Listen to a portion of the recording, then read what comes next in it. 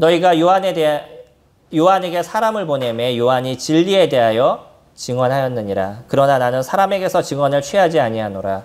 다만 이 말을 하는 것은 너희로 구원을 받게 하려 함이다. 라고 얘기하죠. 요한은요, 누구에 대해서 증명을 했어요? 그렇게 선하고 완전한 사람이라고 얘기했던, 사람들이 그렇게 믿었던, 선지자라고 믿었던 이 침례 요한. 오히려 이 침례 요한이 하는 일이 마음에 들지 않아서 그를 잡아서 감옥에 집어넣거나 아니면 이 사람의 어떤 문제를 자꾸 들춰내려고 노력했던 그런 바리새인들조차도 함부로 할 수 없었던 그 침례 요한, 그분은 누구를 증명했다고요? 예수 그리스도, 그분을 증명했다라고 얘기합니다. 저희들이 알고 있죠. 요한복음 1장에서 얘기하죠. 보라, 세상 죄를 지고 가는 하나님의 어린 양이다 라고 예수 그리스도가 지나가시는 모습을 보면서 그것에 대해서 증명을 하십니다.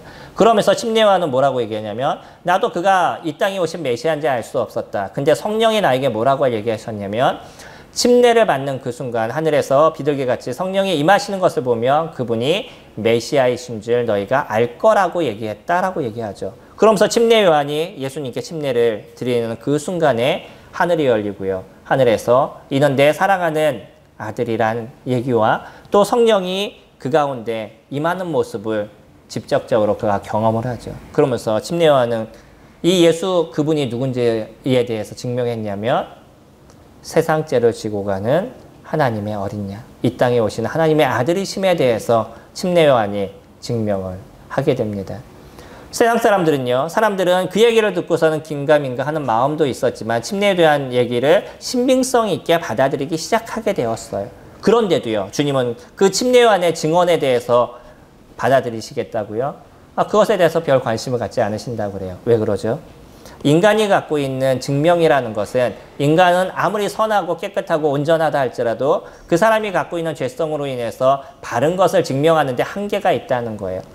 그렇기 때문에 나는 인간에게 있어서 이러한 그 증언을 받지 않겠다는 거죠. 누구에게 증언을 받으신다고요?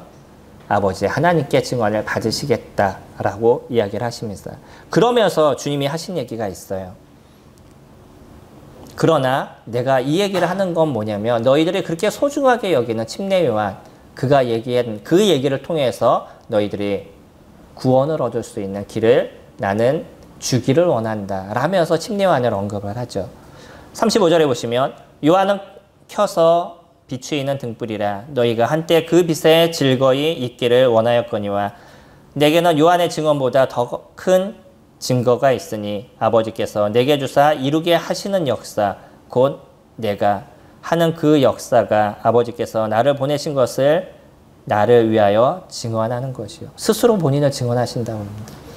요한은요, 켜서 비치는 불빛처럼 이 어두운 세상에 환한 빛으로서 비춰준 사람이었었어요.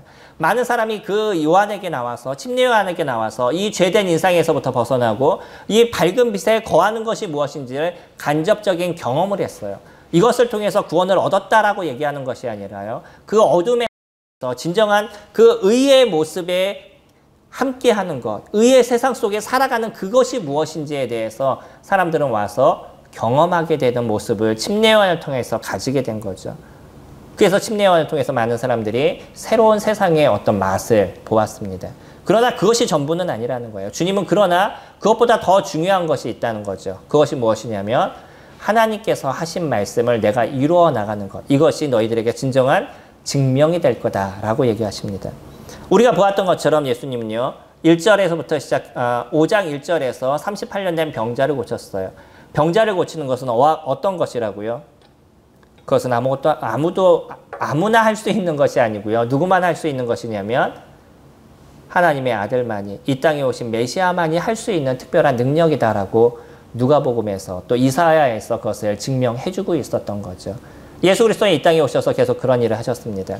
요한이 얘기했던 것처럼, 요한이 요한복음 20장을 통해서 왜 요한복음을 적었냐면,